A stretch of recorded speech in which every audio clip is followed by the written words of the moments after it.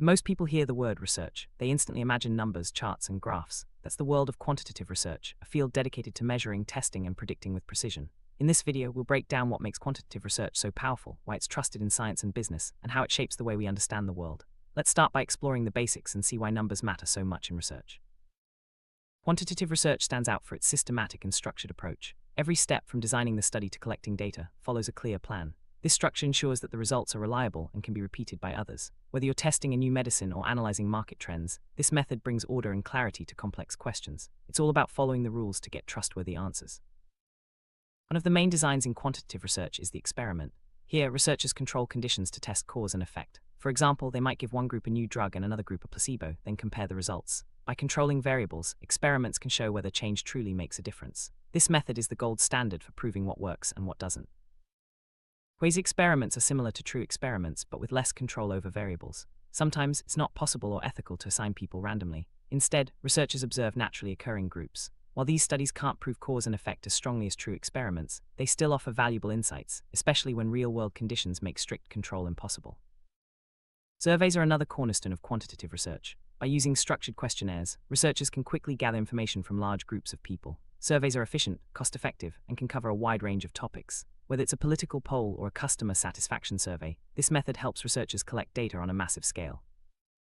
No matter how good your questions are, your results depend on who you ask. Sampling is the process of selecting participants for your study. The right sample ensures your findings reflect the larger population. If your sample is biased or too small, your results might not be trustworthy. That's why sampling is a critical step in quantitative research. Probability sampling uses random selection to choose participants. This method gives every member of the population an equal chance of being included. As a result, the findings can be generalized to the whole group. Random sampling reduces bias and increases the credibility of your research, making it a preferred choice for many studies. Unprobability sampling, like convenience sampling, is easier and quicker but comes with risks. Here, participants are chosen based on availability rather than random selection. While this method saves time and resources, it can introduce bias, making it harder to generalize the results. Researchers must weigh the trade-offs when choosing their sampling method. Once the data is collected, analysis begins with descriptive statistics. These are the numbers that summarize your data: averages, percentages, and charts. Descriptive statistics help researchers see the big picture and spot patterns quickly. They turn raw data into understandable information, making it easier to communicate findings to others.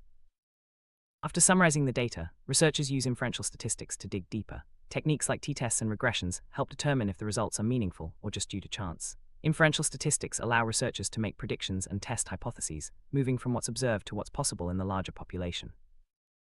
The greatest strength of quantitative research is its clarity. Numbers and charts make it easy to spot trends, test predictions, and provide measurable evidence. This approach is especially valuable when decisions need to be based on solid facts. Whether in science, business, or policy, quantitative research offers a clear path to understanding complex issues.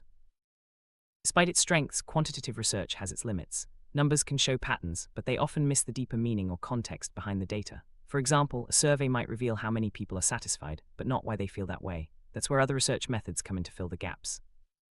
To get a complete picture, researchers often combine quantitative and qualitative methods. While numbers provide clarity and scale, qualitative research adds depth and context. Together, they offer a richer understanding of any topic, allowing researchers to answer both how many and why questions.